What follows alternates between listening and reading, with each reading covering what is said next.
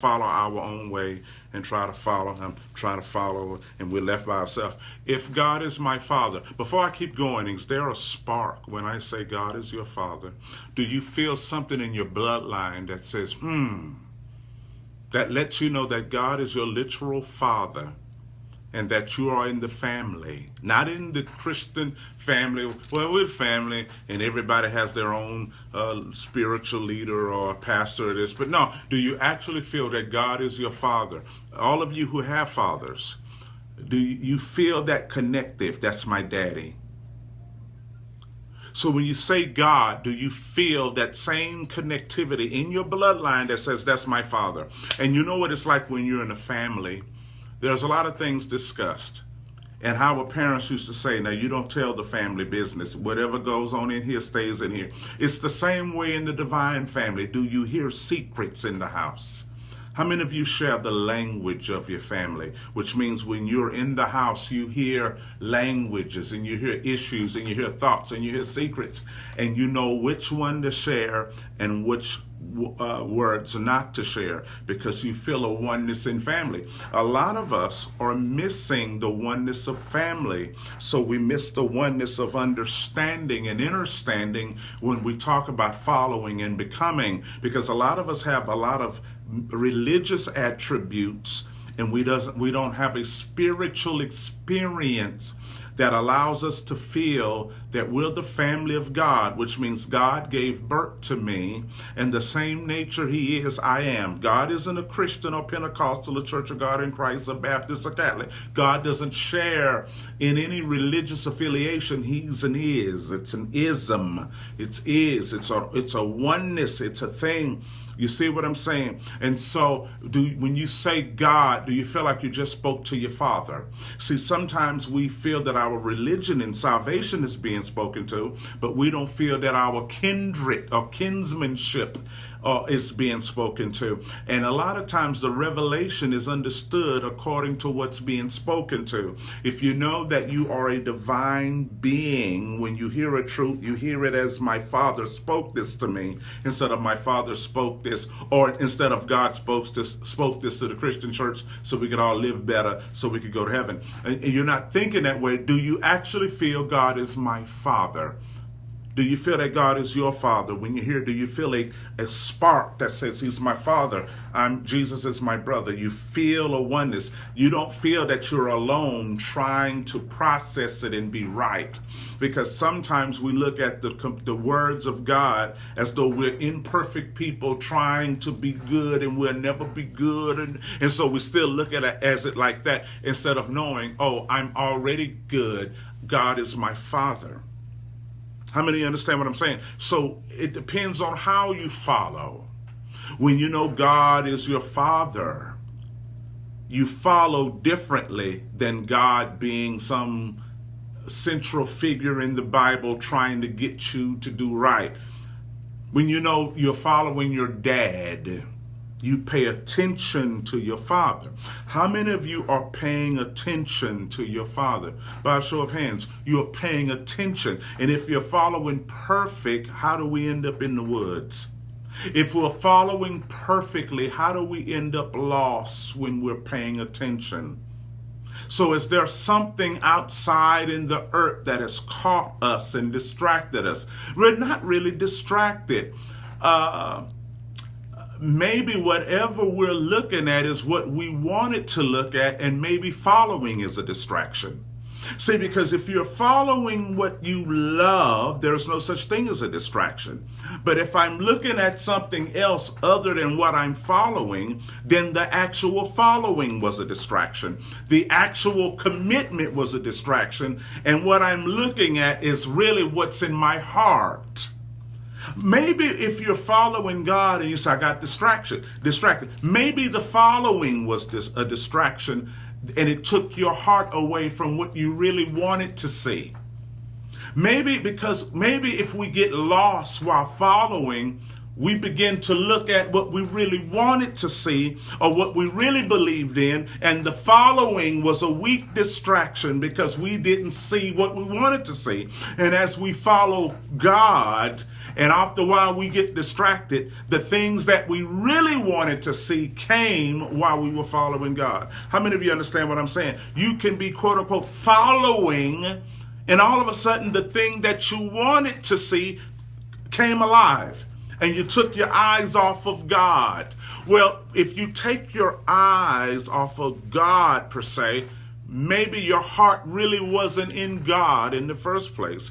Because if that's what I love, how can something take my eyes off of it? See, it's not about who lives better and who's living right and who's not sinning as much. It's really not about that. It's about, have I recognized who my Father is?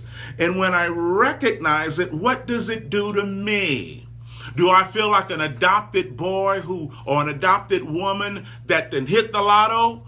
Or do it feels natural? See, when you're born in wealth, it's natural. When you've been poor all your life and you finally hit it big, you're like, man, we got something. We got something. We got something. You know, when you poor and you finally get some money, you just start buying stuff to buy. You can't even wear that. It's like, what you doing with that on? That don't even fit. Hey, I just bought it. You know what I'm saying? When you're not used to money, you'll buy everything. But when you're born in wealth, it's natural. How many of you, this divine way feels natural? To the point people can talk about you, and it's like, well, I don't care, because it's naturally given. You feel at ease with it because it's natural. You were born in it. How many of you understand what I'm saying? So if I'm following something that I love, how do I get lost? How do I get lost? Even if there's traffic, I got a phone, and the person whom you're communicating with, you can say, we're in traffic. The leader will say, I'm going to pull over to the side.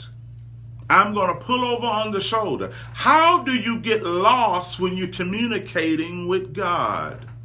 So either we all have a different idea of God or some thought of God or whatever. But whatever it is letting us down. It's not a matter of being human and we're all human and we fail. Look, when we're on the road following, being a spirit or human has nothing to do with it. When you're on the freeway following hazard lights, whoever your nature has nothing to do with it. It has everything to do with you paying attention to what's ahead of you.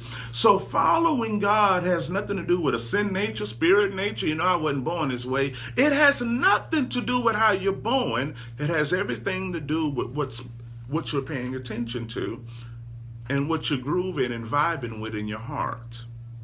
Because if I'm following what I love, I'm not paying attention to nothing else. But if I'm following out of an obligation, then my true heart will appear, and I'm going to look at it, and I'm going to lose sight of what I'm following. So religion sometimes, well, all the time, religion at times establishes a fellowship without oneness. And sometimes we're following without oneness. How many of you guys understand what I'm saying? Am I still on? So, let me know that I'm still on. Sometimes religion allows us to follow without oneness. It promotes fellowship without oneness-ship. It promotes fellowship without oneness-ship. Religion promotes fellowship without one-manship, which means follow without becoming. And so I could know the scriptures and follow the scriptures without becoming what I'm following. And then we will call the lack of interest or the falling away, well, that's just natural situations. That's just the sin nature.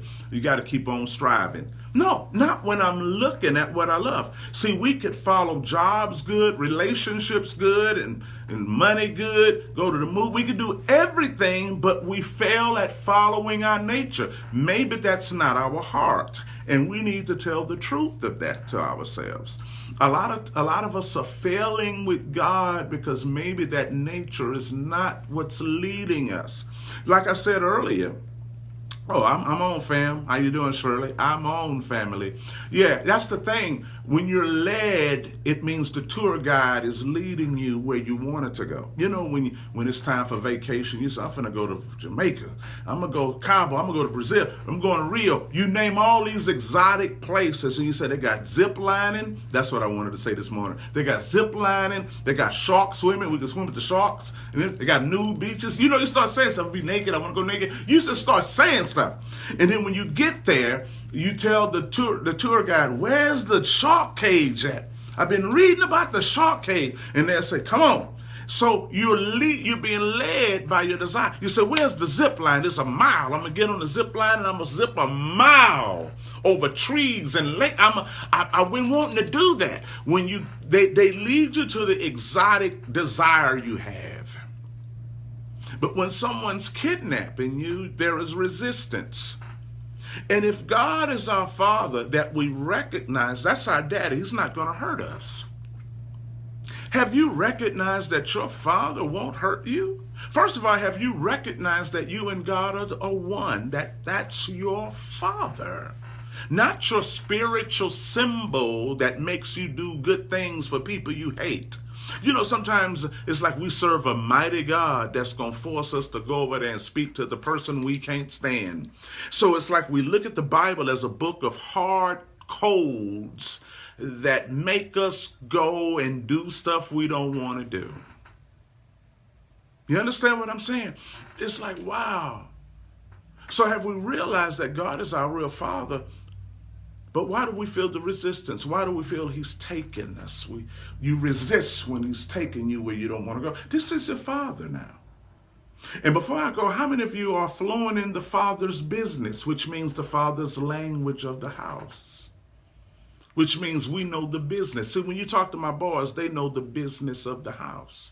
They know what not to talk about from the house, and they know what they can talk about. They know if I correct one of them, it stays in the house. You don't call everybody and say, Daddy did this to us. No, whatever issues we have in the house is in the house. You understand what I'm saying? That means they know the business. Jesus said, I'm about my Father's business. I know what goes on in the house. I'm his kid. I know what's going on. How many of you that same way? You know what's going on in your family.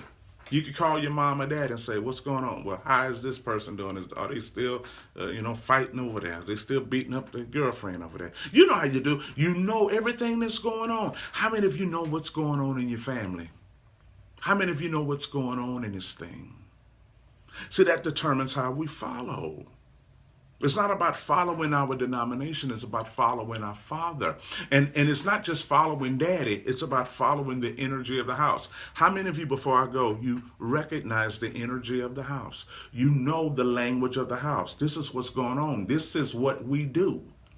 It's not a matter, God told me to do this. You know, as being a part of the family, this is how we flow. How many of you know that by a show of hands? Am I still on? That's what I make sure I'm still on. I don't know if the internet froze you. Let me know you're still on. Yeah, this is how we do because we're in the family. This is how we do. This is how we're in the God family. This is how we do. Shirley, you understand what I'm saying? Sherry, do you understand me? This is how we do. This is the way we act because this is the family. We're in the family. This is how we do. So that's following.